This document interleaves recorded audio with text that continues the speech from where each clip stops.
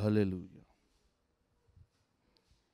హల్లెలూయా, హల్లెలూయా.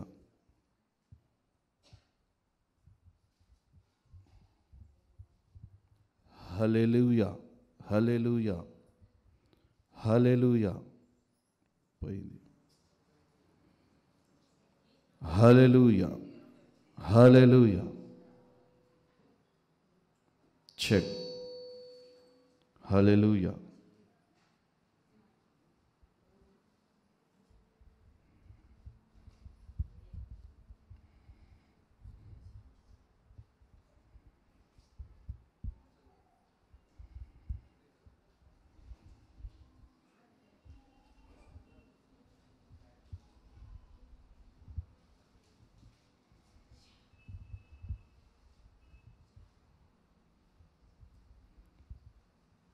ఒకసారి అందరం కలిసి చేద్దామా? హల్లెలూయా.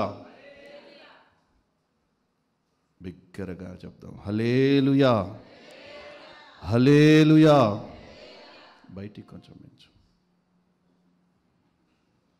రెండు చేతులు పైకెత్తి చెప్తాం. హల్లెలూయా, హల్లెలూయా, హల్లెలూయా. ప్రభునామానికి మహిమ కలుగును గాక. ఆదివారం ఆరాధనకు కూడి వచ్చిన మీ అందరికీ ప్రభుపేట వందనాలు తెలియజేస్తున్నాను. అందరికీ ప్రైజ్ అలాడు, అందరికీ ప్రైజ్ అలాడు.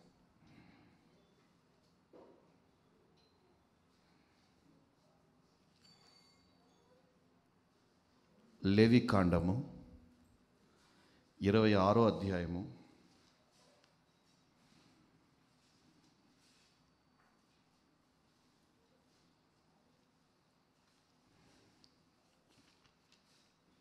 12వ వాక్యం.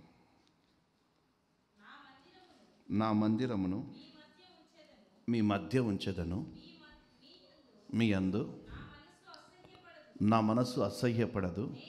నేను మీ మధ్య నడిచెదను, మీకు దేవుడనై యుందును, మీరు నాకు ప్రజలై యుందురు. హల్లెలూయా. వాక్యము మనతోనే మాట్లాడుతూ ఉంది. ఎవరితో మాట్లాడుతూ ఉంది? ఇప్పుడు ఏ అధ్యాయం చెప్పాను?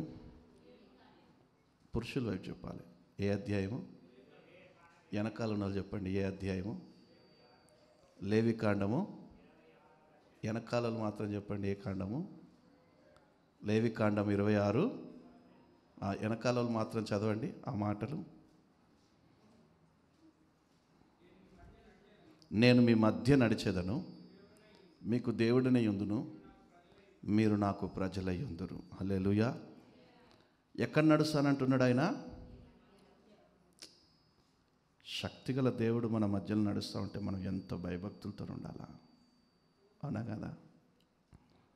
ఒకప్పుడు రాజుల కాలం ఉండే. రాజు రథం మీద వస్తున్నాడు అన్నప్పుడు పక్కనున్న ప్రజలందరూ ఎలాగుంటారు? ఎలా ఉంటారు? సార్ నమస్తే సార్ అంటారా? ముఖం కూడా కనిపించకుండా వంగొంగి దండాలు పెడతారు. ఈవెన్ వారు గనక ఒకవేళ తలపాగా కట్టుకొని ఉంటే దాన్ని తీసేసి, ఒకవేళ నడుంకి కట్టుకొని ఉంటే, ఏది తుండుగుడ్డ, ఇది గౌరవానికి సూచన. దేనికి? ఈ తలబాగా కానీ, ఈ తుండుగుడ్డ కానీ, ఈ భుజం మీద గుడ్డ కానీ గౌరవానికి సూచన.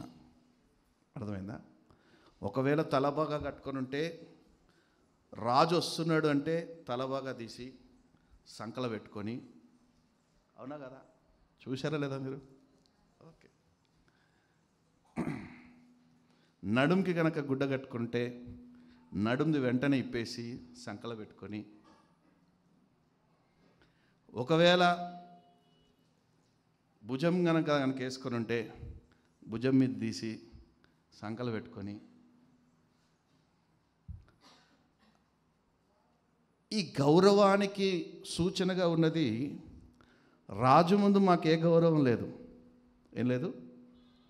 రాజు ముందు మాకు ఇక ఏ గౌరవం లేదు, మా అందరికంటే రాజే గొప్పవాడు. ఆయన మన మధ్యలో సంచరిస్తారు. ఈ భూమి మీద ఒక రాజు సంచరిస్తేనే అంతటి గౌరవ మర్యాదలను ఇస్తున్నామంటే సాక్షాత్తు భూమి ఆకాశాన్ని సృజించే దేవుడే అంటున్నారు, నా కోసం ఒక మందిరాన్ని కట్టించండి, నేను దాని మధ్యలో నివాసం చేస్తాను, నేను దాని మధ్యలో నివాసం చేస్తాను, నేను మీకు దేవుడనే ఉంటాను, మీరు నాకు ప్రజలే ఉంటాను, నేను మీ మధ్యలో సంచరిస్తాను. నమ్మిన వారి గట్టిగా చప్పలు కొడుతూ ప్రభునామమున పడదాం. హల్లెలూయా. మధ్యలో సంచరిస్తాను. మన మధ్యలో సంచరించేటువంటి గొప్ప దేవుడు ఉన్నాడు. ఆయన భూమి ఆకాశాన్ని సృజించినటువంటి గొప్ప దేవుడు. సూర్యచంద్ర నక్షత్రాలను కలుగజేసినటువంటి వాడు.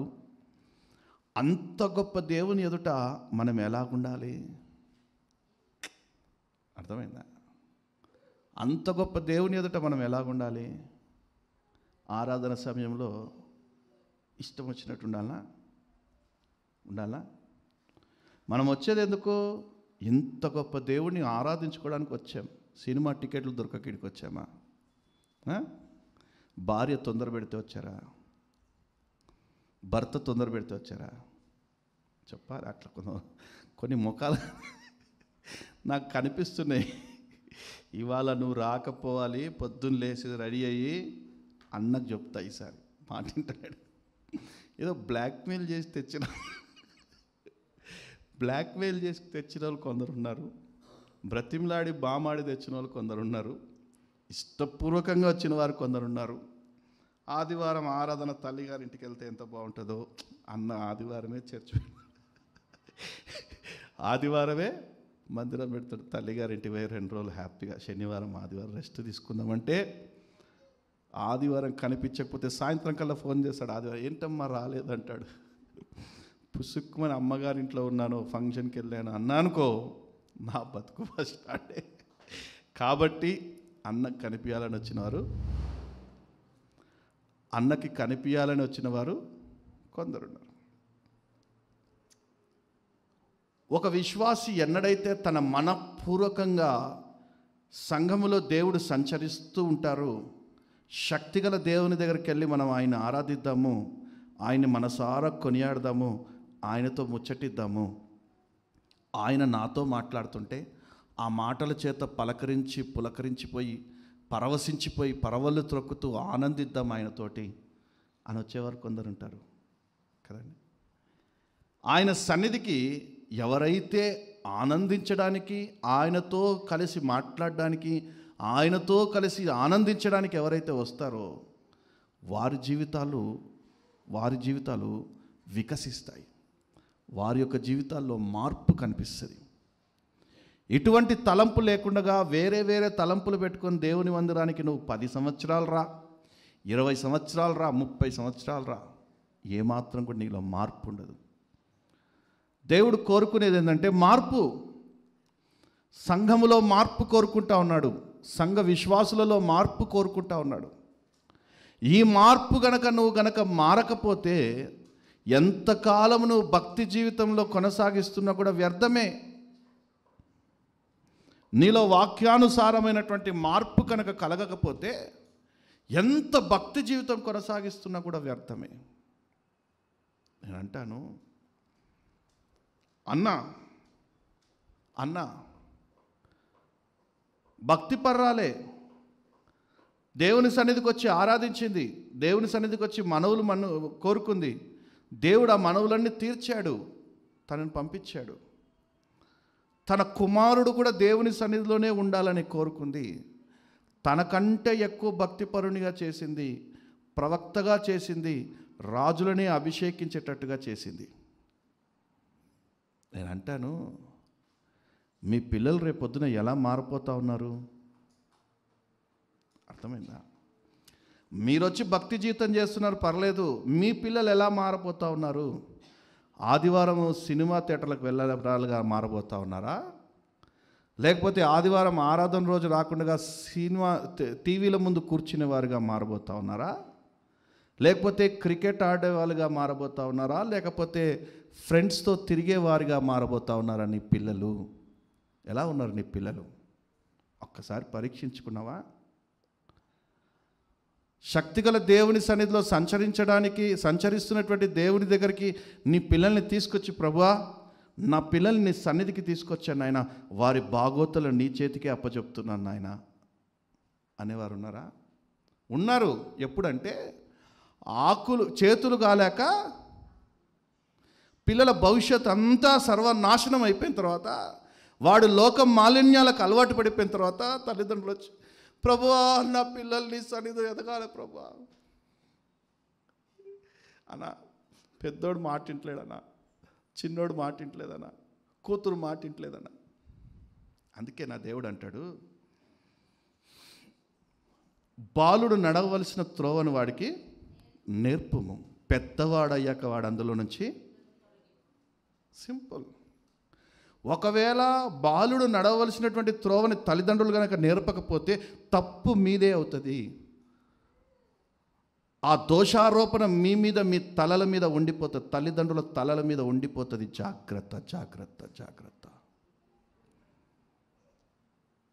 నాకు తెలిసి భూప్రపంచంలో 99% ఏ స్కూలు ఏ కాలేజీలో ఎగ్జామ్లు పెట్టరు. పెడతారా? ఎవరైనా ఆదివారం ఎగ్జామ్ రాసిన వాళ్ళు చేతులు ఎత్తండి. ఆదివారం ఎగ్జామ్ రాసిన వాళ్ళు 99% ఎవరు? 1% కూడా, అది కూడా ఏదో నాకు పెద్దగా చదువు రాదు కాబట్టి చదువుకున్నారు చెప్పండి. ఆదివారం ఎవరైనా ఎగ్జామ్ పెడతారా? మరి సోమవారం ఎగ్జామ్ ఉంటే ఆదివారమే ఆరాధన డుమ్మ కొడతారు ఎందుకు? ఏమంటే రేపు ఎగ్జామ్ ఉందన్నవాడు చాలా శ్రద్ధగా చదువుకుంటాడు. నేను అంటాను, ఎగ్జామ్ రాయించేది ఎవరు? నీ కొడుకుకి అంత తెలివిచ్చింది ఎవరు? నీ కుమార్తెకు అంత జ్ఞానం ఇచ్చింది ఎవరు?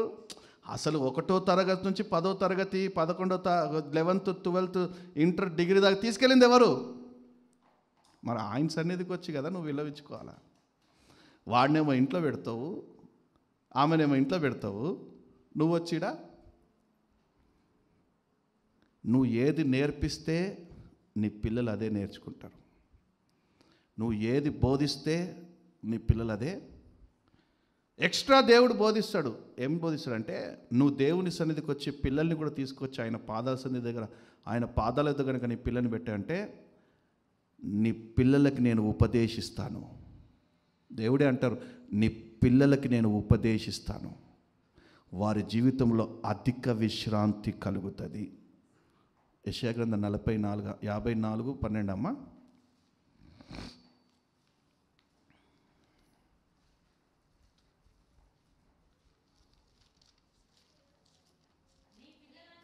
నీ పిల్లలందరూ, అది 54:13. నీ పిల్లలందరూ గూగుల్ చేత, దేని చేత? గూగుల్ చేత, టీవీల చేత, సినిమాల చేత, స్నేహితుల చేత. నేనంటాను, ఈ భూమి మీద ఒక బోధకుడు ఉన్నాడు అంటే, ఆ బోధకుడి లిస్టులో ప్రథమ స్థానము మన యేసయ్యకి తప్ప వేరొకరికి లేదు. ఒక ఉపదేశకుడు ఉన్నాడు అంటే ఆ ఉపదేశకుడు లిస్టులో ప్రథమ స్థానము యేసుక్రీస్తు తప్ప వేరొకరు. నీ పిల్లలు 10th క్లాస్ పాస్ అవ్వాలి అనుకో, ఎతుకుతావు, నీకున్న స్తోమత వరకు ఎతుకుతావు. మా కాలనీలో ఎక్కడ నంబర్ 1 ట్యూషన్ ఉంది, మావాడికి మ్యాథ్స్లో కొద్దిగా వీకు, హిందీలో కొద్దిగా వీకు, సైన్స్లో కొద్దిగా వీకు, అలా ఏ సబ్జెక్ట్లో వీక్ ఉంటే ఆ సబ్జెక్ట్లో ఎక్కడ మా కాలనీలోనే గొప్ప టీచర్ ఉన్నాడు, గొప్ప బోధకుడు ఉన్నాడు అని వెతుకుతారు. అవునా కదా? వెతుకుతారు. మొత్తానికి ఆ టీచర్, అమ్మా 20,000 రూపాయలు ఫీజు అవుతుందంటే, 20 కాదయ్యా 25,000 ఇస్తా, నా కొడుకు 10th నువ్వు అంతగా చెప్పాలి వాడికి అని వెళ్ళి ఈ లోకంలో ఉన్నటువంటి బోధకుల దగ్గరికి వెళ్ళి కాలు పట్టుకుంటా ఉన్నారు, చేతులు పట్టుకుంటా ఉన్నారు, బ్రతిమలాడుతూ ఉన్నారు తల్లిదండ్రులు. కానీ సర్వజ్ఞాని, సకల జ్ఞాని, భూమి ఆకాశాన్ని సృజించినటువంటి జ్ఞానవంతుడు ఆయన బోధ నీ పిల్లలకు కావాలని ఏ రోజైనా కోరుకున్నావా? ఆయన బోధ నీ పిల్లలకి బోధించాలని ఏ రోజైనా కోరుకున్నావా? కోరుకోలేదు. అందుకే అంటాను, బోధకులలో ప్రథమ స్థానంలో ఉన్నాడినా. యేసయ్య బోధకులలో ప్రథమ స్థానంలో ఉన్నాడు. ఆయనే అంటున్నాడు, నీ పిల్లలకు నేను ఉపదేశిస్తాను, ఫ్రీ క్లాసెస్, నో ఛార్జెస్. అర్థమవుతుందా? ఫీజులు ఉండవు, ఫ్రీ క్లాసెస్, ఉపదేశిస్తాను. కేవలం ఉపదేశించడం మాత్రమే కాదు, వారికి అధిక విశ్రాంతిని, సమాధానంను. 25వ వాక్యం చివరిలో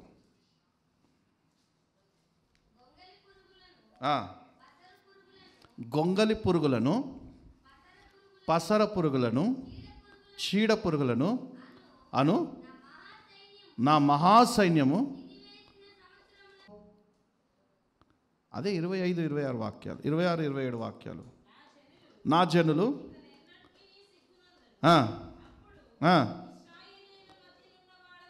ఇజ్రాయేలీల మధ్యనున్నవాడగు నేనే అనియు, నేనే మీ దేవుడనని, యెహోవాననియు, నేను తప్ప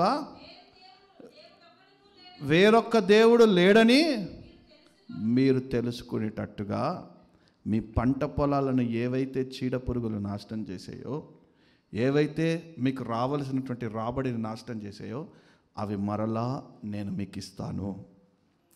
కొన్నిసార్లు మనకి రావలసినటువంటి రాబడి రాకపోతే, కొన్నిసార్లు మన చేతికి కష్టార్జితం రాకపోతే ఎలాగుంటుంది? కష్టపడ్డారు, 50,000 రావాలి, ఇంట్లో ఫంక్షన్ ఉంది, రాకపోతే ఎలాగుంటారు? కష్టపడ్డా 50,000 రాలేదు, ఇంట్లో ఫంక్షన్ ఉంది, తలెత్తుకోలేకపోతున్నా, ఫంక్షన్ ఎలా చేయాలో అవమానంగా ఫీల్ అవుతారు. అవునా కదా? ఏదైనా మనం ఫంక్షన్కి వెళ్ళాలి, మన దగ్గర కట్టుకోవడానికి మంచి చీర లేకపోవడమో, లేకపోతే వేసుకోవడానికి మంచి డ్రెస్సు వేసుకోకపోవడమో, లేకపోతే వెళ్ళడానికి మంచి వసతులు లేకపోవడమో, వాహనాలు లేకపోవడమో, లేకపోతే పెట్టుకోవడానికి నగలు లేకపోవడమో. ఆడోళ్ళకైతే అదే కదా, అవునా కదా? ఫంక్షన్కి వెళ్ళగానే, అక్క మొన్నే చేయించావా, వదినే అన్న గొప్పడయ్యాడు, వదినే మొన్నే చేయించాడా నెక్లెస్. ఈ ఆడోళ్ళు చూస్తారు, గమ్మునుంటారా? ఉండరు. ఇంటికి వచ్చి మౌనవ్రతం పాటిస్తుంటారు. చడామడా అంటే పర్లేదు, భర్తకి మౌనవ్రతం పాటిస్తుంటారు. ఏందే ఫంక్షన్ వచ్చి నీ ప్రవర్తన అదోలాగుంది, నీళ్ళేమంటే తాగు,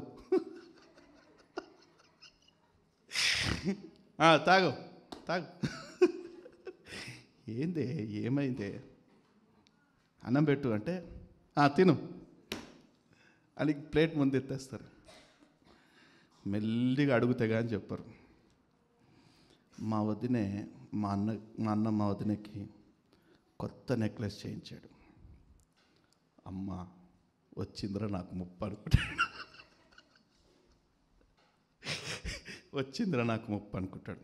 అప్పుడు భర్తలు ఏం చేయాలంటే, నువ్వే 50 కిలోల బంగారమే, మరలా అది వేసుకుంటే బరువు అవుతుంది కదా,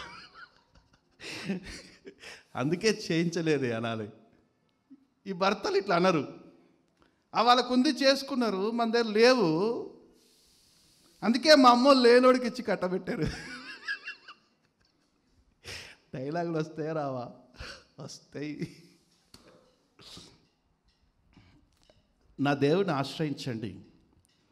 పురుషులైనా స్త్రీలైనా సరే కుటుంబంగా నా దేవుని ఆశ్రయించండి. ఇక ఎక్కడా మీరు సిగ్గు నొందకుండగా నా దేవుడు మీ జీవితాలను నడిపిస్తాడు. నమ్మినవారు గట్టి చెప్పలు కొడుతూ ప్రభునామం పెడతాను. ఎక్కడ మీరు సిగ్గు నొందరు, ఇంక అంతే. బంధువుల ముందు, స్నేహితుల ముందు, రక్త సంబంధికుల ముందు ఎక్కడ సిగ్గు నొందరు. కుటుంబంగా నా దేవుని సన్నిధికి వచ్చి మీరు ఎక్కడ సిగ్గుపడుతున్నారో, మీకు ఎక్కడ అవమానం కలుగుతుందో, మీకు ఎక్కడ లేమి ఉందో, మీకు ఎక్కడ ఇరుకులు ఉన్నాయో, మీకు ఎక్కడ ఇబ్బందులు ఉన్నాయో మన మధ్యలో సంచరిస్తున్న దేవునికి చెప్పండి. ఆలకించే దేవుడు మన మధ్యలో ఉన్నాడు. మన ప్రార్థన వినే దేవుడు మన మధ్యలో ఉన్నాడు. నిశ్చయముగా ఈ తూప్రాన్పేట్ మందిరములో, మెస్సియా మినిస్ట్రీస్లో మానవులని ఆలకించే దేవుడు ఉన్నాడు. తగిన ప్రతిఫలము నువ్వు ఇక్కడ పొందుకునే వెళ్ళబోతా ఉన్నావు. నమ్మినారు గడి చెప్పలు కొడుతూ ప్రభునామం పెడదాం. హల్లెలూయా. నీ జీవితంలో, నీ కుటుంబంలో, నీ వ్యాపారంలో, నీ చేతి పనిలో, నీ ఉద్యోగంలో, నీ భవిష్యత్తులో ఎక్కడెక్కడ ఏ ఇబ్బందుల పాలవుతున్నావో ఆయనకు చెప్పు. ఎవరి ద్వారా నువ్వు హింసించబడుతున్నావా, ఎవరి ద్వారా అవమానించబడుతున్నావా, ఎవరి ద్వారా నిందల పాలవుతున్నావా, నువ్వు సొంత డిసిజన్ తీసుకోకు. సర్వశక్తిగల దేవునికి చెప్పు. ఆయనే నీ పక్షాన నిలబడి నిన్ను విజయోత్సవాలతో ఊరేగింపచేస్తాడు. ఆయనే నీ పక్షాన్ని నిలబడితే ఇక వేరొకటి ఉంటుందా? అందుకే ఇక్కడ చూడండి,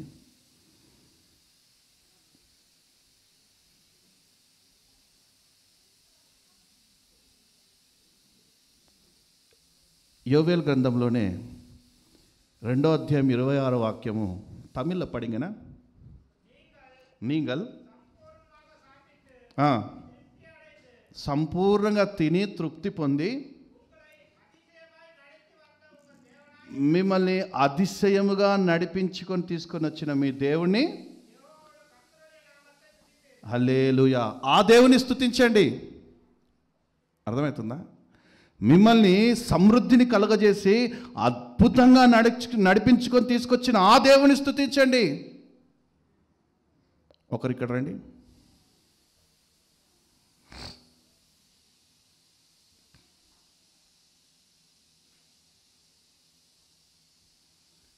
దేవుడంట మనతోనే నడుస్తూ, ఎలాగా? మనతోనే నడుస్తూ ఇరుకు మార్గము, ఇబ్బంది మార్గము, అనారోగ్య మార్గము, లేమి మార్గము, కరువు మార్గము, ఇవన్నిటి గుండానే నేను మనతోనే నడిపిస్తూ, వీటన్నిటి మధ్యలో నీకు అద్భుతాన్ని చేస్తూ నేను ఆనందింప చేస్తూ నడిపిస్తాడు. ఎలాగా? నీ కుడి చేయి పట్టుకొని నిన్ను ఆనందింప చేస్తూ నడిపిస్తాడు. ఇప్పుడు నువ్వేం చేయాలి? ఆయన స్తుతించాలి. ఎవరు స్తుతించాలి? ఆయన స్తుతించాలి. అదే ఉన్నాను అక్కడ. అద్భుతంగా నడిపించుకొని తీసుకొచ్చిన దేవుని మీరు స్తుతించండి. ఈ రోజుల్లో ఆత్మీయ జీవితం ఎలా ఉంది తెలుసా? అద్భుతంగా నడిపించిన దేవుడు ఎటో పోయాడు, వీరు ఎటో లోకం వైపు. అందుకే నేను ఇందాక అన్నాను,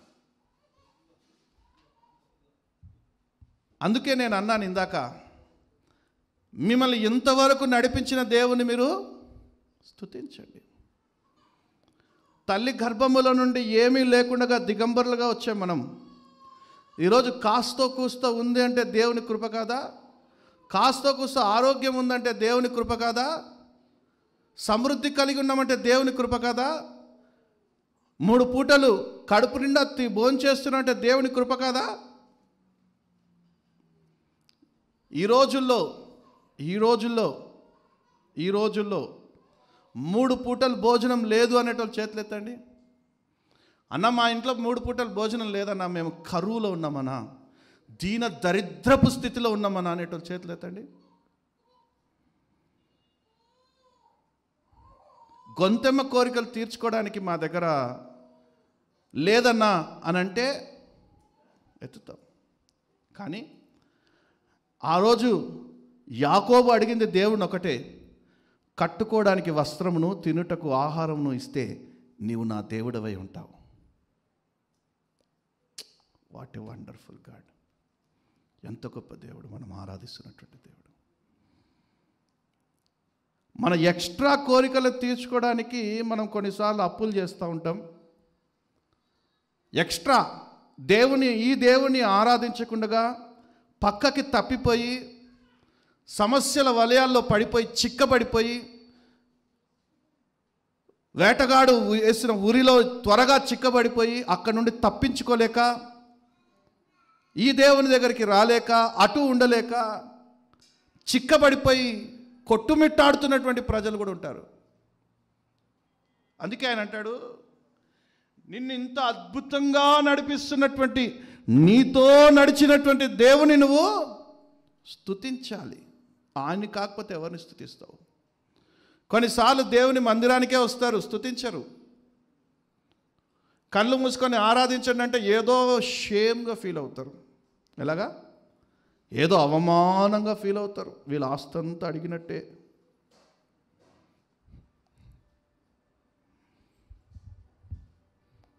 లేకపోతే మీ గుండెని కోసి ఇక్కడ ఇచ్చేయండి అన్నట్టే, మీ తొడలు కోసి ఇచ్చేయండి అన్నట్టే. దేవుని సన్నిధిలో సంచరించే దేవుడు ఉన్నాడు, మనల్ని ఇంతకాలం నడిపించిన దేవుడు ఉన్నాడు. ఆయన్ని మీరు స్తుతించండి, ఆయన్ని మీరు ఘనపరచండి. అప్పుడు మీ మనవులన్నీ ఆయన తీరుస్తాడు.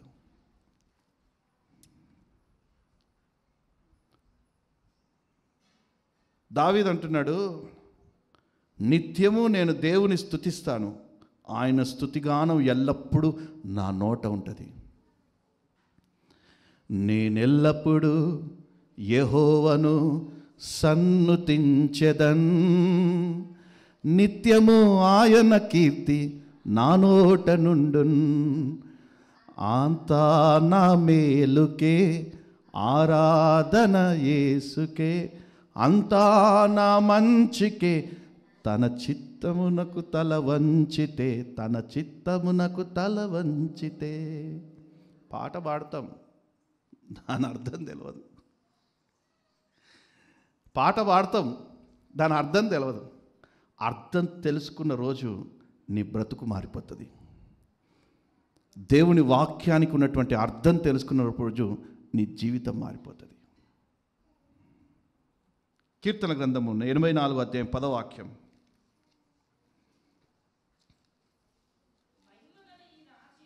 మహిమగల ఈ రాజు ఎవడు? సైన్యములకు అధిపతియగు యెహోవాయే, ఆయనే ఈ మహిమగల రాజు. మహిమగల రాజు ఈయన ఎవరు? సైన్యములకు అధిపతి అయిన యెహోవానే. నీవు మహిమకు కారణభూతుడు ఆయనే. ఆయనే మనం ఆరాధిస్తున్నటువంటి దేవుడు.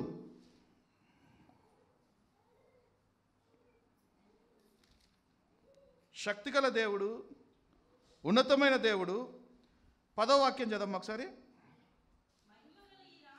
అమ్మ. 24:10. నీ ఆవరణములో ఒక దినము గడుపుట 1000 దినముల కంటే శ్రేష్టము, భక్తిహీనుల గుడారములో నివసించుట కంటే నా దేవుని మందిరము ద్వారం వద్ద నుండుట నాకిష్టము.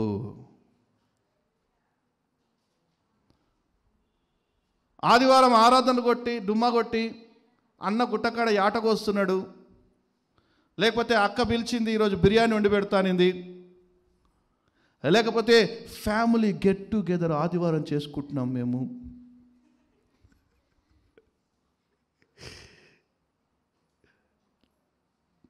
దావీదు అంటున్నాడు, నా దేవుని మందిరము ద్వారం వద్ద నుండుట నాకు ఇష్టము. ఎందుకంటే నా దేవుని మందిరంలో ఆయన స్తుతించేటువంటి ఆరాధన ఉంది. ఏముందంట? నా దేవుని మందిరంలో స్తుతించేటువంటి శబ్దం వినబడుతూ ఉంటుంది నాకు. నేను అందుకే కొన్నిసార్లు మీటింగ్స్ ఎక్కడనైతే త్వరగా వెళ్ళి కూర్చుండిపోతా. ఎందుకంటే అక్కడ క్వాలిటీ పాడే పాటలు వింటా, సేవకులు పాడే పాటలు వింటా.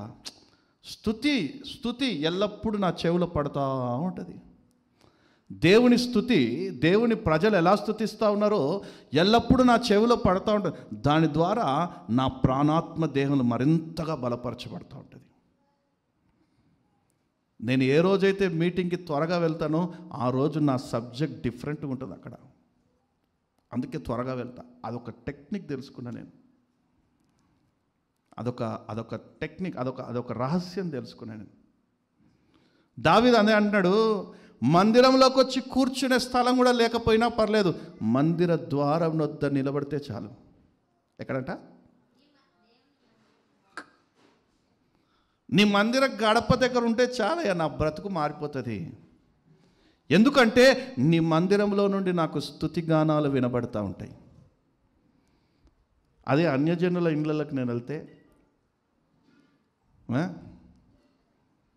అన్యజనుల ఇళ్ళకి నేను వెళ్తే నాకేం లాభమయ్యా? నా ఆత్మ మరింతగా క్షీణించిపోతుందే కానీ నా ఆత్మ బలపరచబడదు కదా. అక్కడ నీ స్తుతి ఉండదు కదా.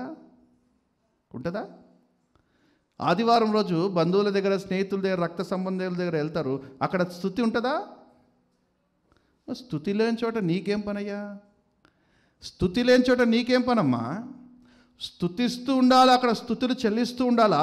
ఆ స్తుతులలో నీవు పాలి భాగస్తురాలుగా ఉండాలా. నమ్మిన వారి గడి చెప్పలు కొడుతూ ప్రభు నమ్మని పడదాం. హల్లెలూయా. దేవుని మందిరంలో ఎందుకు వస్తున్నామంటే అక్కడ నేను స్తుతించవచ్చు. దావీదు అంటున్నాడు, ఎందుకు దేవుని మందిరానికి వెళ్తున్నావు అంటే అక్కడ నేను స్తుతించవచ్చు. చాలామంది ముచ్చట్లు పెట్టుకోవచ్చు, వాళ్ళ గురించి వీళ్ళ గురించి మాట్లాడుకోవచ్చు. అవన్నీ పనికిరావు దేవుని మందిరంలో. కేవలం ఆయన స్తుతించాలి, కేవలం ఆయన స్తుతించాలి, కేవలం ఆయన స్తుతించాలి. ఇవి తప్ప వేరొకటి మన నోట ఉండకూడదు. దేవుని మందిరానికి మనం ఎందుకు వస్తున్నామంటే ఆయనను స్తుతించడానికి. దేవుని పిల్లలు వారి జీవితంలో ముఖ్యంగా ఆయనను స్తుతించాలి. రోమియోలకు రాసిన పత్రిక 1వ అధ్యాయం 21వ వాక్యం.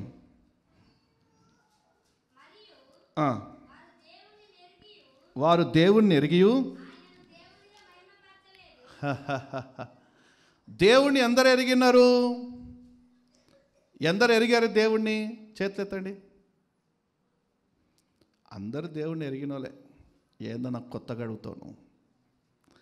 దేవుని ఎరిగాం కాబట్టి ఇక్కడికి వచ్చి ఇక్కడ కూడా దేవుణ్ణి ఎరిగిన వారు ఉన్నారు. దేవుణ్ణి ఎరిగియు ఆయనను దేవునిగా మహిమపరచలేదంట. కొన్నిసార్లు ఒకసారి నేను మహిమక్క ఒక మీటింగ్ కోసమని ఎయిర్పోర్ట్కి వెళ్ళాం. ఫ్లైట్ ఎక్కి వెళ్ళాలి. వెళ్తే ఒక సెలబ్రిటీ, ఒక ఫిలిం యాక్టర్ తను అక్కడ కూర్చొని ఉంది. ఫ్లైట్ కోసమే తను కూడా బాంబే ఫ్లైట్ కోసం వెయిట్ చేస్తూ ఉంది.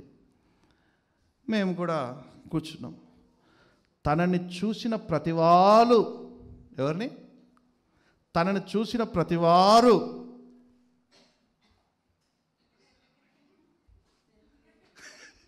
అక్క ఒక్కటి ప్లీజ్ ప్లీజ్ అక్క ఒక్కటి ప్లీజ్ అని సెల్ఫీలు తీసుకున్నారు. మేమేమో సైలెన్స్గా ఉన్నాం. ఎవరో అనుకుంటున్నాం. ఏంటి ఈ అమ్మాయి వెనక ఇంతమంది పడుతున్నారు, ఎవరు అని అనుకుంటున్నాం. అప్పుడు పక్కన వాళ్ళు చెప్పారు, ఎవరు ఆమె ఇంతమంది ఫోటోలు దిగుతున్నారంటే ఏదో సీరియల్ పేరు చెప్పారబ్బా, తోటికోడలు ఏదో సీరియల్లో ఆమె ఒక హీరోయిన్ పాత్ర అంట. సీరియల్ బాగా వెంబడిస్తున్నారు కాబట్టి ఆమెను గుర్తుపట్టారు, సెల్ఫీలు దిగుతున్నారు. అర్థమైందా? ప్రతిరోజు ఆ తోటికోడలు సీరియలో, అత్తకోడలు సీరియలో చూస్తున్నారు కాబట్టి ఆమెను వెంబడిస్తున్నారు. ఎరిగారు. ఏం చేశారు? అంతమంది ప్రజలలో ఎయిర్పోర్ట్లో తిప్పి కొడితే వందల సంఖ్యలోనే ఉంటుంది ఎయిర్పోర్ట్లో. ఓకే, ఆ వందల సంఖ్యలో ఆమెను చూశారు, గుర్తుపట్టారు. ఎందుకు అంటే ఆమెను ఎరిగారు. ఆమె హీరోయిని, సినిమా యాక్టర్ కూడా కాదు, సీరియల్ యాక్టర్. అత్తాకోడలు సీరియల్ యాక్టర్ అంటే ఎంతమంది అత్తాకోడలు సీరియల్ చూస్తున్నారు, ఎంతమంది వెంబడిస్తున్నారు. దాంట్లో అత్త మీద ఎలా కుళ్ళు కుతంత్రాలు చేయాలి, కోడలు అత్త మీద ఎలా కపటోపాయాలు పన్నాలి, అత్త కోడల్ని ఎలా రాచి రంపాలి, ఇవే కదా నేర్పిస్తున్నారు. అత్త కోడలు బాగుండే సీరియల్ ఏదైనా ఉందా? ఎలా రాచి రంపాన పెట్టాలి కోడల్ని, లేకపోతే అత్తని ఎలా టెక్నిక్గా హ్యాండిల్ చేయాలి, భర్త జీతం తెచ్చిస్తే ఫస్ట్ నాకే ఇవ్వాలి, ఎలా దాన్ని సంపాదించుకోవాలి, ఇటువంటి టెక్నిక్. బాగుపడే లక్షణాలు ఒక్కటి ఉండవు దాంట్లో, బాగుపడే లక్షణాలు ఒక్కటి కూడా ఉండవు. ఉన్నాయా ఎక్కడైనా? పోనీ ఎక్కడైనా క్లైమాక్స్లో చూపిస్తాడేమో అనుకుంటే ఆ సీరియలు మన పిల్లలు కూడా పెద్దగా,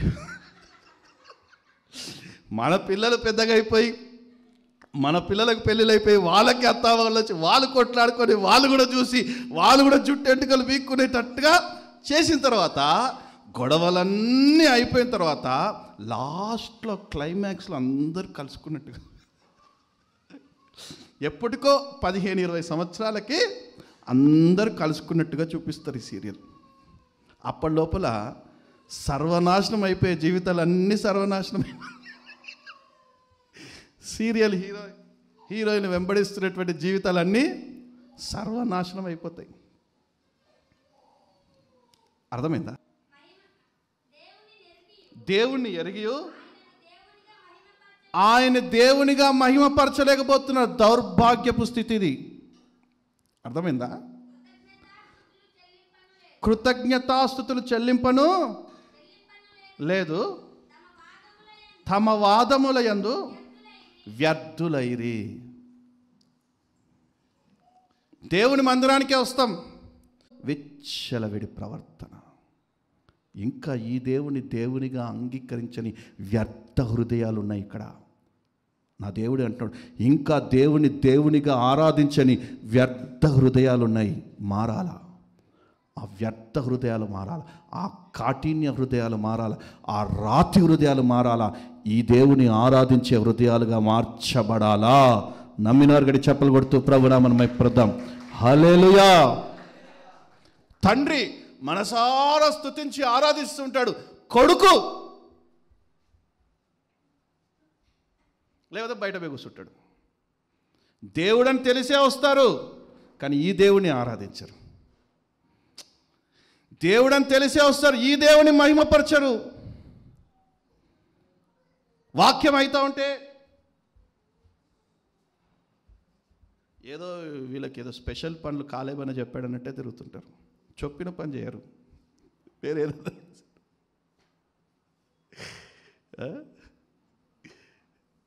వ్యర్థ హృదయలై, ఏ హృదయలై? వ్యర్థ హృదయలైపోయారు. ఈ దేవునిగా అంగీకరిస్తూ ఉన్నారు, కానీ ఆరాధించకుండా, ఈ దేవుని మహిమపరచకుండా వ్యర్థ హృదయలై అయిపోయారు. ఒకవేళ అదే ఎయిర్పోర్ట్లో కనుక ఆమె అక్కడ కూర్చున్నా కూడా చాలామంది, ఈమె హీరోయిన్ కదా, అమ్మాయిడికి ఎంత పొగరుందిరా అనుకుంటుంది ఆమె. అవునా కదా? హల్లెలూయా. నా దేవుడు కూడా సంఘంలో సంచరిస్తూ నన్ను ఆరాధించే ప్రజలు ఉన్నారా, నన్ను స్తుతించే హృదయాలు ఉన్నాయా, నన్ను మహిమపరిచే హృదయాలు ఉన్నాయా, మనసారా తమ 2 చేతులెత్తి ఏ సంశయం లేకుండా నన్ను మాత్రమే ఆరాధించే పురుషులు ఉన్నారా? వారి యొక్క బాధలన్నిటినీ విడిచిపెట్టి, వారి యొక్క ఇష్టాలన్నిటినీ విడిచిపెట్టి నన్ను మాత్రమే మహిమపరిచే స్త్రీలు ఉన్నారా అన్న దేవుడు సంచరించాడే అనుకోండి. ఎంతమంది పాస్ అవుతారు, ఎంతమంది ఫెయిల్ అవుతారో నాకైతే తెలియదు. మీకు విషయం తెలుసా? ఈరోజు త్వరగా ముగిద్దాం అనుకున్నాను. ప్రతి వారం అనుకోవడంలోనే అయిపోతుంది. ఫిలిప్పీలకు రాసిన పత్రిక 4వ అధ్యాయం 6వ వాక్యం.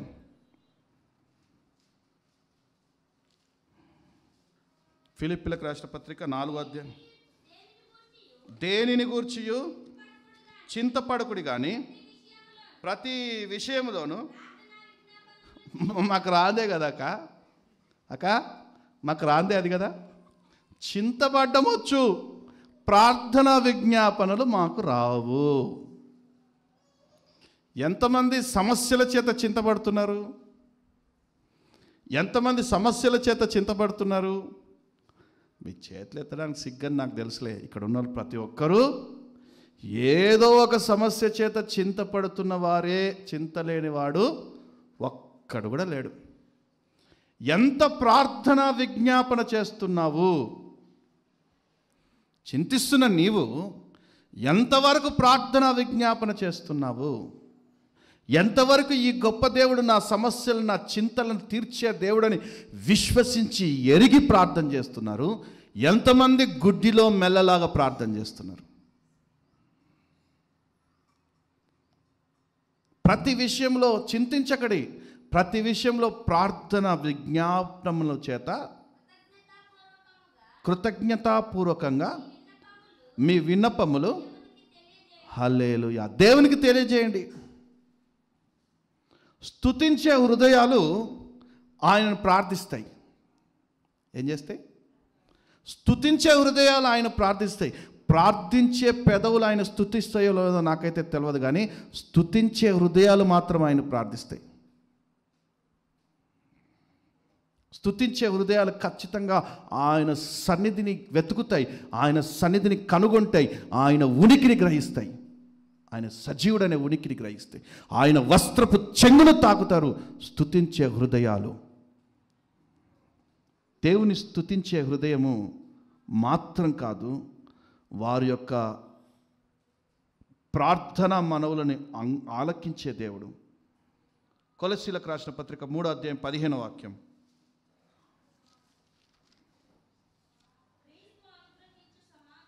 క్రీస్తు అనుగ్రహించు సమాధానము మీ హృదయములలో ఏలుచుండనీయుడి. ఇందుకొరకే మీరొక్క శరీరముగా పిలువబడితిరి మరియు కృతజ్ఞులయుండుడి. సంగీతములతోనూ కీర్తనలతోనూ ఆత్మ సంబంధమైన పద్యములతోనూ ఒకనికొకడు బోధించుచు బుద్ధి చెప్పుచు కృపాసహితముగా మీ హృదయములలో దేవుని గురించి గానము చేయుచు సమస్త విధములైన జ్ఞానముతోనూ క్రీస్తు వాక్యములో మీలో సమృద్ధిగా నివసింపనీయుడి. ఇన్ని ఉన్నాయి. హృదయంలో దాచుకోవలసినవి ఇన్నున్నాయి, హృదయంలో చేర్చుకోవలసినవి ఇన్నున్నాయి. ఇన్ని వదిలిపెట్టేసి చింతని మాత్రం చేర్చుకుంటాం. అర్థమవుతుందా? పాటలతో, గానములతో, నృత్యములతో, తంతి వాయిద్యములతో ఆయన మీరు స్తుతించండి. మీ హృదయంలో అది మాత్రమే ఉండాలి. అది కాదు, మన హృదయంలో చింత మాత్రమే ఉందంట. ఏముందంట? చింత మాత్రమే ఉంది మా హృదయంలో. స్తుతి ఆరాధన లేదు. చింత మాత్రమే ఉంది, కృతజ్ఞతార్పణ లేదు. చింత మాత్రమే ఉంది మాలో. ఏ తంతి వాయిద్యములతో పాటలు పాడినప్పుడు ఆరాధించేటువంటి హృదయం లేదు. ఎందుకంటే హృదయంలో చింత మాత్రమే ఉంది. అందుకే ఆయన అంటున్నాడు, మీ చింత యావత్తును తీసివేయడి. చదవమ్మా మాట.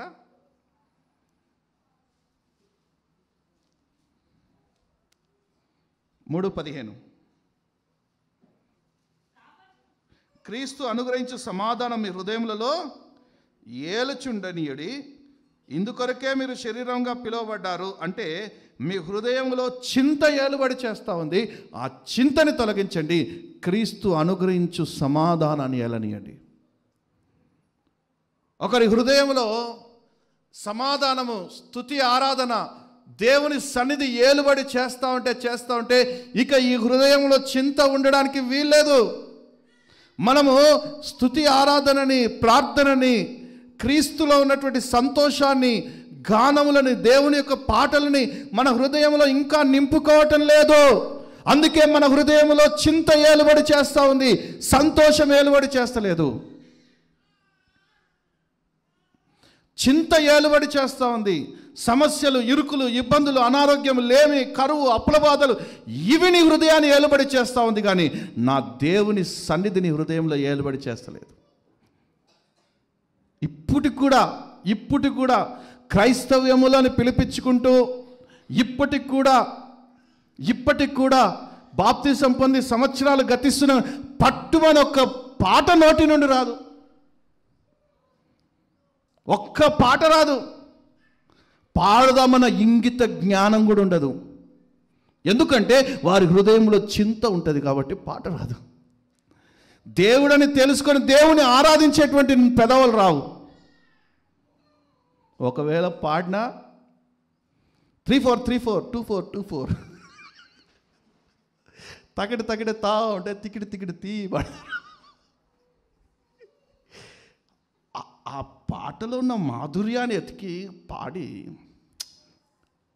గానకోకిల్ లాంటి స్వరాలు అవసరం లేదండి. కాకపోతే శృతి ఉంటే చాలు. ఏముంటే? శృతి ఉంటే చాలు. గానకోకిల్ లాంటి స్వరాలు అవసరం లేదు. నేను తెలుసుకున్నది అదే. శృతి ఉంటే చాలు. గతి మీ సొంతంగా మీరే టీవీ ముందో, ఫోన్ ముందో, యూట్యూబ్ ముందో కూర్చొని మీరే ప్రతి చరణము, ప్రతి పల్లవి, ప్రతి అక్షరం రాసిన చేతులు ఎత్తండి. అది ఏళ్ళ మీద లెక్క పెట్టచ్చు. మిగతా అందరికి ఏమొచ్చింది?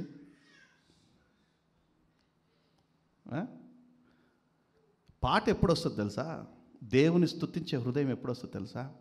మీ అంతటా మీరే ప్రతి అక్షరం రాసి దాని స్వరం ఇలాగుంటుందా, దాని పదం ఇలాగుంటుందా, ఈ పదాన్ని ఇలా పలకాలా అని మీ హృదయంలో అనిపించిన రోజే మీకు పాట పరిపూర్ణంగా వస్తుంది, శృతితో వస్తుంది. అర్థమైందా? ఏదో ఎవరో రాసింది, ఎవరో ప్రింట్లు తీసింది, హల్లెలూయా ఇట్లనే ఉంటుంది. నేను సేవకు వచ్చిన కొత్తలో నా దగ్గర ఇంచుమించు 3-4 డైరీలు ఉంటాయి పాటలు రాసినవి. ఎన్ని 3-4 డైరీలు ఉంటాయి నా దగ్గర. నేను సొంతంగా పాటలు రాసి పాడినవి. అందుకే వచ్చాయి.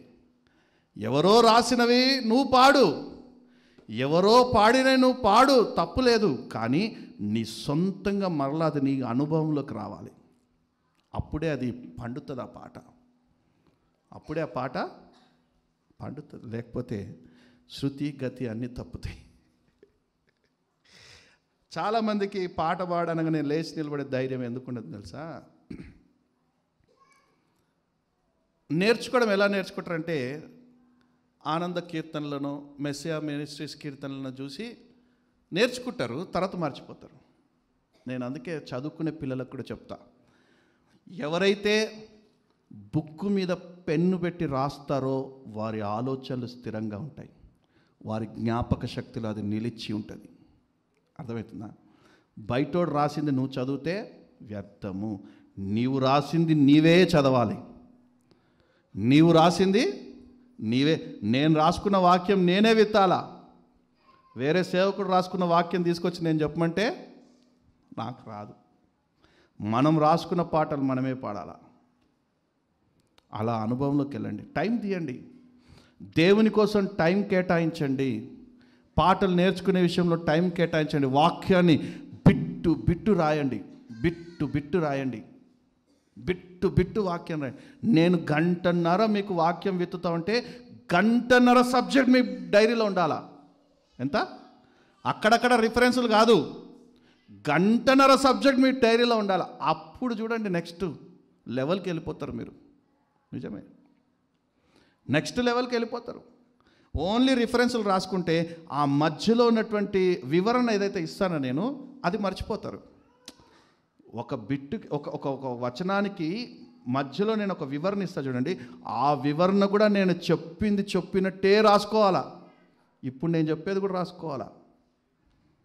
అవును, ఎందుకంటే నేను ఇక్కడ నిలబడున్న 1.5 గంటల సేపు దేవుడే మాట్లాడతారు. ఆ దేవుని మాటలే మీరు రాసుకోవాలా. పైన వింటాం మనం. అదే మా దగ్గర ఒకడు ఉన్నాడు, అరే ఆఫీస్లో కూర్చొని పూరి తీసుకురారా అంటే ఓకే అని డబ్బులు తీసుకెళ్తాడా? దూరం నుంచి వెళ్తాడు, అరే ఇక్కడ పూరి వద్దు దోశ తీసుకురా, ఓకే అనుకుంటే వెళ్ళిపోతాడా? పూరి తెస్తాడు. ఏం తెస్తాడు? పూరి. అరే దోశ తెమ్మన్నా కదరా, నువ్వు నాకు పూరేగా చెప్పావు. అక్కడ దాకా వెళ్ళాక అరిసే చూడు, అరే ఆగు, పూరి వద్దు దోశ దే అని చెప్పే కదా. చెప్పారా సార్ మీరు? మర్చిపోయారా? వినలేదు. ఏం లేదు, పూరి రాసుకున్నాడు, దోశ రాసుకోలేదు. అందుకే ప్రతి బిట్టు రాసుకోవాలి, మీ జ్ఞాపక శక్తిలో నిలిచిపోతుంది. మీరు నెక్స్ట్ లెవెల్కి వెళ్ళిపోతారు అంతే. ఆత్మీయ జీవితంలో ఇంకో లెవెల్కి వెళ్ళిపోతారు. ఎందుకో ఇవాళ మిమ్మల్ని తొందరగా వదలాలనిపిస్తుంది నాకు. ట్రై చేస్తా. యెషయా గ్రంథము,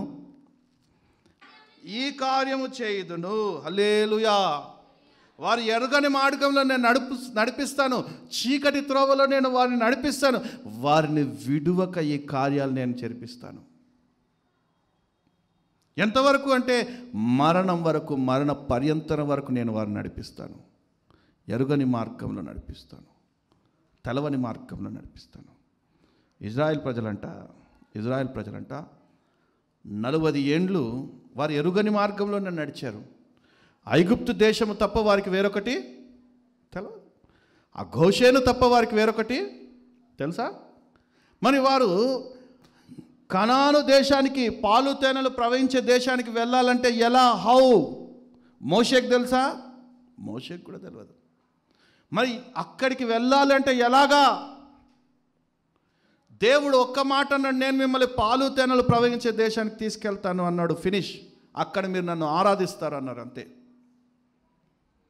ఎందుకు వారు ఎరగని మార్గంలో, తెలవని మార్గంలో, ఎడారి మార్గంలో, నదుల మార్గంలో వారు నడవగలిగారు అంటే వారు సర్వశక్తి గల దేవుని స్తుతిస్తూ నడిచారు, గొప్ప దేవుని స్తుతిస్తూ నడిచారు వారు. కాబట్టే వారు తెలవని మార్గంలో కూడా వారు నడవగలిగారు, శ్రమల మార్గంలో నడవగలిగారు, ఇబ్బందుల మార్గంలో నడవగలిగారు, లేమి మార్గంలో నడవగలిగారు. ఆ మార్గంలో నడిచినను వారు సమృద్ధి గలవారై ఉన్నారు. ఎందుకంటే ఈ దేవుని దేవునిగా వారు ఆరాధిస్తూ వెళ్ళారు. నీ జీవితంలో కూడా ఈ దేవుని ఎరిగి దేవునిగా నువ్వు కనుక ఆరాధిస్తూ వెళ్తే నీ ముందు శ్రమలే రావచ్చు, ఇరుకులే రావచ్చు, ఇబ్బందులే రావచ్చు, అనారోగ్యం రావచ్చు, లేమి రావచ్చు, కరువు రావచ్చు, సమస్యలు రావచ్చు, మరణం అంచుల వరకు నువ్వు వెళ్ళొచ్చు. కానీ నీతో నడుచువాడు నీ కుడి చేయి పట్టుకొని నీవు అందులో పడిపోకుండా, వాటికి చిక్కబడకుండా నిన్ను ముందుకు నడిపిస్తూనే ఉంటాడు. నమ్మిన వారికి చప్పట్లు కొడుతూ ప్రభునామని మైపడదాం. హల్లెలూయా. ఆయన స్తుతిస్తూ నువ్వు నడిచినట్టయితే, ఆయన దేవునిగా నువ్వు అంగీకరించి స్తుతిస్తూ నువ్వు నడిచినట్టయితే గొప్ప దేవునిగా ఆయన నీ ఎదుట ప్రత్యక్షమవుతాడు. ప్రార్థన చేసుకుందాం. హల్లెలూయా, హల్లెలూయా. ఎలా దేవుడు నడిపిస్తారంటే, మొట్టమొదటిది అద్భుతంగా నడిపిస్తారు, రెండవది కొరత లేకుండా నడిపిస్తారు, మూడవది నేరుగా నడిపిస్తారు, నాలుగవది సూచక క్రియలు చేస్తూ నడిపిస్తారు. మొట్టమొదటిది, నీ మార్గము ఎలాగుందో నీకే తెలియదు. ఎందుకు ప్రభా ఈ అప్పులయ్యాయి, ఎందుకు ప్రభా ఈ అనారోగ్యం, ఎందుకు ప్రభా ఈ లేమి, ఎందుకు ప్రభా ఈ కరువు నువ్వు అనుకుంటున్నావు. ఎందుకంటే నువ్వు వెళ్తున్న మార్గం నీకు తెలియదు. ఈ భూమి మీద 80 సంవత్సరాలు బ్రతికి వెళ్ళిపోవడానికి నువ్వు వచ్చావు, కానీ 80 సంవత్సరాల్లో నీవు వెళ్ళే మార్గాలు నీకు తెలియదు. నీవు వెళ్ళే మార్గంలో నీకు తోడయుండి నిన్ను నడిపించడానికే నా దేవుడు నీ మధ్యలోకి దిగి వచ్చి ఉన్నాడు. నేను మీ మధ్యలో ఉంటాను, మీకు దేవుడనై ఉంటాను, మీరు నాకు ప్రజలై ఉంటాను అంటున్నాడు. ఎందుకంటే సమయోచితమైన జ్ఞానాన్ని నేను మీకు అనుగ్రహిస్తాను. అనేకులు ఈ దేవునిగా అంగీకరించకుండా బుద్ధిహీనులై ఉన్నారు, కఠిన హృదయులై ఉన్నారు, ఇంకా ఎరుగని ప్రజలై ఉన్నారు. నీవు నడుస్తున్న మార్గంలో ఆయన నీతో కూడా ఉన్నాడు. శ్రమలు రావచ్చు, ఇలుకులు రావచ్చు, ఇబ్బందులు రావచ్చు, అనారోగ్యం రావచ్చు, లేమి రావచ్చు, కరువులు రావచ్చు, సమస్యల వలయాలు నువ్వుతో చిక్కబడి ఉండొచ్చు, సమస్య వలయాలలో నువ్వు చిక్కబడి ఉండొచ్చు. కానీ ఆ మార్గంలో నిన్ను అద్భుతంగా నడిపించే దేవుడు నీతో కూడా ఉన్నాడు. కరువులలో కొరత లేకుండా నడిపించే దేవుడు నీతో కూడా ఉన్నాడు. వంకర మార్గాల్ని తిన్నని మార్గాలుగా చేసి నేరుగా నడిపించే దేవుడు ఉన్నాడు, తిన్నగా నడిపించే దేవుడు ఉన్నాడు. అది మాత్రమే కాదు, నీ జీవితంలో సూచక క్రియలను జరిగిస్తూ నడిపించే దేవుడున్నాడు. సూచక క్రియలను యెహోషువ ఎదుట ఆయన సూచక క్రియలను జరిగిస్తూ నడిపించారంట ఆయన. ఇక నా ప్రజలు ఎన్నడూ సిగ్గునందరు. వారు నడిచే మార్గంలో నన్ను దేవునిగా గనక వారు అంగీకరించి నన్ను ఆరాధిస్తే ఇక నా ప్రజలు ఎన్నటికీ సిగ్గునందరు. రాబాబా షకేరేలే బేందుర్యారాలవా. ఆహారం లేని స్థలములో ఆయన ఆహారాన్ని కురిపించిన గొప్ప దేవుడైన, సూచక క్రియలను చేసిన గొప్ప దేవుడైన, నీరు లేని స్థలంలో నీరుని ఉబకింప చేసిన దేవుడైన, నీ జీవితంలో ఏది లేదు లేదు లేదు లేని మార్గంలో నువ్వు నడుస్తున్నావేమో, ఈ దేవునిగా ఈరోజు నువ్వు ఆరాధించినట్టయితే, ఈ దేవుని నువ్వు మహిమపరిచినట్టయితే, ఈ కరువు మార్గంలో నుండి నేను అభివృద్ధి మార్గంలోకి నడిపించడానికి ఆయన సిద్ధంగా ఉన్నాడు.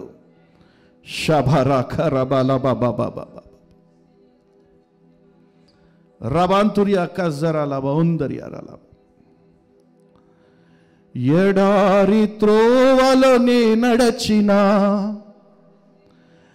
ఎరుగని మార్గములో నన్ను నడిపినా, నా ముందు నడచిన జయవీరుడా, నా విజయ సంకేతమా. ఎడారి త్రోవలో నీ నడచిన, ఎరుగని మార్గములో నన్ను నడిపినా, నా ముందు నడచిన జయవీరుడా, నా విజయ సంకేతమా. నీవే నీవేనా, నీవే నీకేనా, నీవే నీకే నీకేనా ఆరాధన. సుమధుర స్వరముల వేలాది, థ్యాంక్ యూ జీసస్, కొనియాడ నా యేసయ్యా, నీకే నా ఆరాధన. మహదానందమే. పురుషుల వైపు కూడా స్వరమెత్తాల, బిగ్గరగా కళ్ళు మూసుకొని తంతి వాయిద్యములతోటి, తంబుర సితారతోటి పెదవి నిండా ప్రహర్షిస్తూ ఆయన నామాన్ని కొనియాడుతూ, ఆయన నామస్మరణ చేస్తూ ఆయన సన్నిధిలోని సంతోషాన్ని అనుభవించాలి. ఆయన దేవునిగా అంగీకరించిన వారు ఆయన మహిమపరచని దరిద్ర హృదయాల వలె ఉండిపోకూడదు. ఆయన ఉనికిని గుర్తుపట్టే జ్ఞాన హృదయాల వలె ఉండాలా. నీ హృదయంలో చింతని తీసివేయి, స్తుతి ఆరాధన నింపుకో. ఈరోజు నూతన మార్గంలో ఆయనని నడిపించబోతా ఉన్నాడు.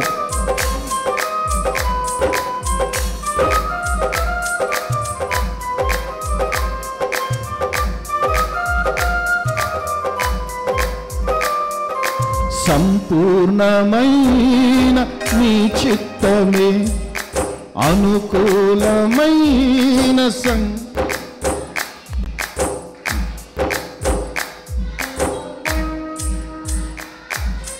నా ధైర్యము నీవేగా. సంపూర్ణమై. పురుషుల వైపు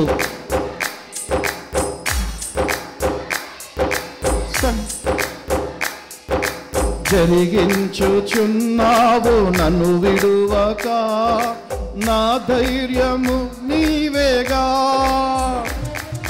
నీవే నీవే నా జయ గీతము, నీవే నీవే నా, నీవే నీవే నా జయ గీతము, నీవే నా స్తుతి గీతము. సుమధుర స్వరముల వేలాది దూతల ఆయన నామస్మరణతో ఈ మందిరం అంతా నింపబడాలా. ప్రతి ఒక్కరి పెదవుల నుండి ఆయన నామస్మరణ ఈ మందిరం అంతా నింపబడాలా. అప్పుడు ఆయన మన స్తుతుల మీద ఆసీనుడవుతాడు.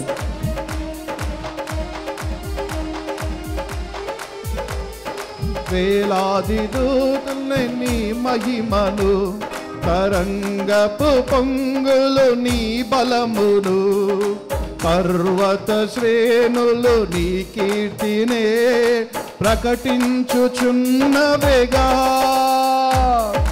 వేలాది నీ మహిమను, తరంగపు పొంగులు, పర్వత శ్రేణులు నీ కీర్తినే ప్రకటించుచున్నవేగా. నీవే నీవే నాతిశయము, నీకే నీకే నారాధన. నీవే అతిశయము, నీకే నా ఆరాధన.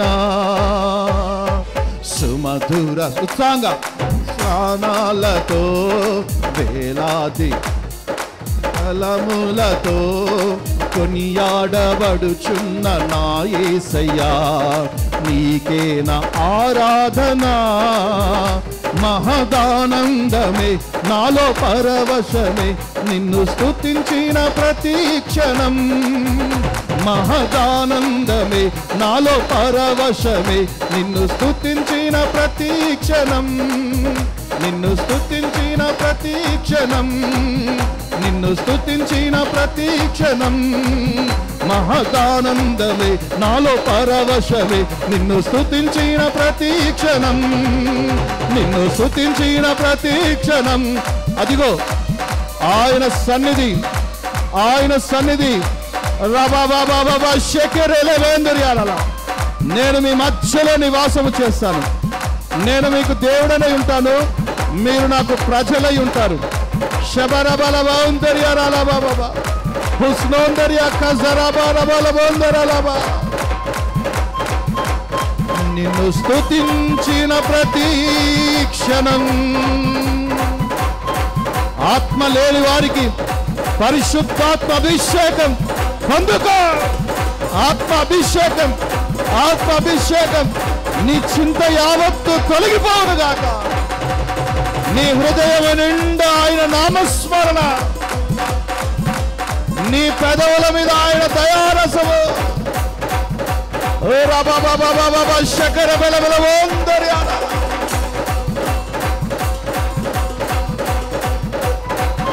మహదానందమే.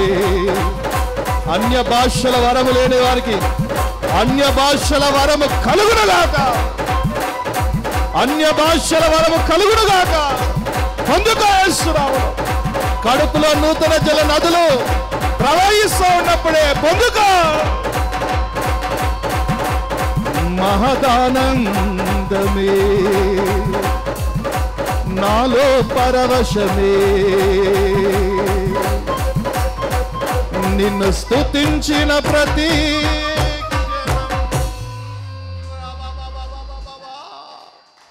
రిబా మాధుర్య సరళ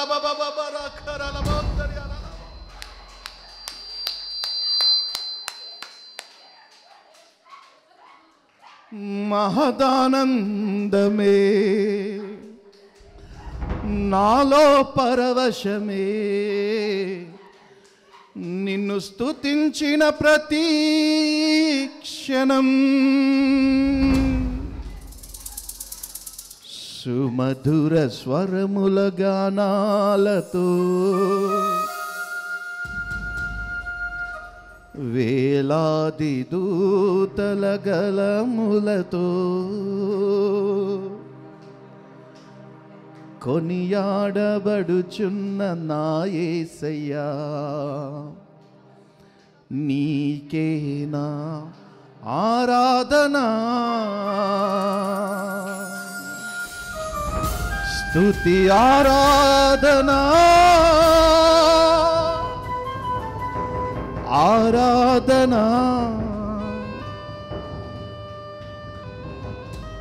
నిశ్చయముగా భూమి ఆకాశాన్ని సృజించిన దేవుడే మన మధ్యలో సంచరిస్తూ ఉన్నారు. విశ్వసించిన వారు ఎడల ఈ సూచక క్రియలు జరుగుతాయి. అనారోగ్యము తొలగిపోవునుగాక, ఆరోగ్యము కలుగునుగాక. ఆయన గాయాల్లో ఉన్న స్వస్థతను పొందుకోబోతా ఉన్నావు. ఆయన వస్త్రపు చెంగులో ఉన్న స్వస్థత నీకు కలుగునుగాక. అదిగో అదిగో అదిగో ఆయన మన మధ్యలో సంచరిస్తున్నారనే ఉనికి ఆయన వస్త్రపు చెంగు తాకుతున్న వేళ రబాచురాల బందరియాల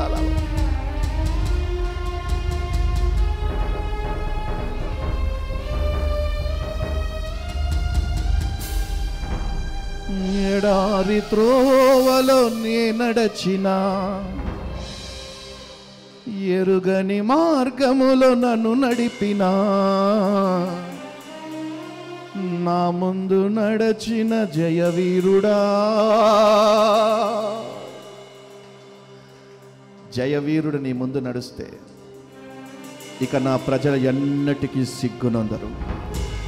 ఆయన అంటున్నాడు, జయవీరునిగా నేను మీ ముందు నడుస్తాను, మీతో నడుస్తాను, ఇక నా ప్రజలు ఎన్నటికీ సిగ్గునందరు.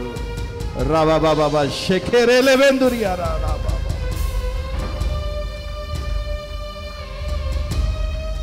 నీవే నీవే నా జయ గీతము,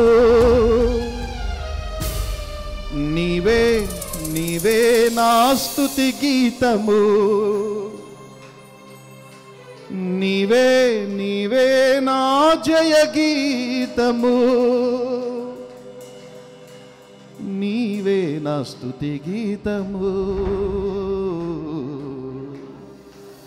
నీవే నా స్తుతి గీతము.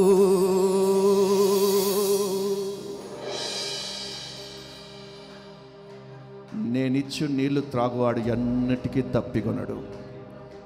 నేనిచ్చు నీళ్లు త్రాగువాడు ఎన్నటికీ తప్పికొనడు. సుమధుర స్వరముల గానాలతో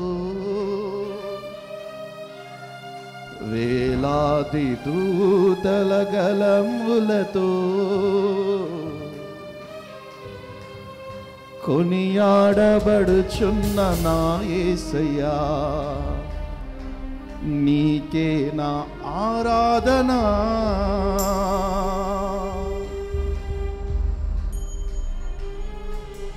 నీకే నా ఆరాధన.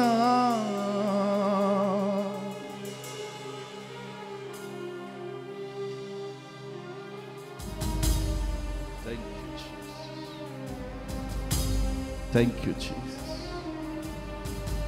నేను చూస్తున్నాను, ఆయన తేజోమహిమ నిలుచు స్థలముగా ఇది ఉంది.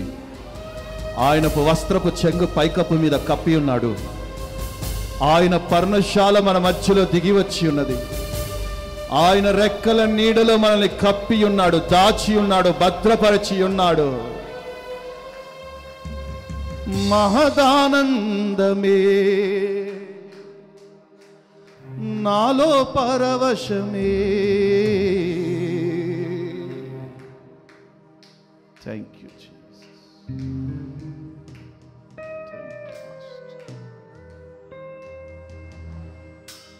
ప్రార్థన. ఈ వాక్యం ఒక్కొక్కరిలో నీరు కట్టి ఫలించులాగున పురుషులలో నుంచి ఒకరు, స్త్రీల నుంచి ఒకరు ప్రేరేపించబడ్డవారు బిగ్గరగా ప్రార్థనలు ఎందుకోండి.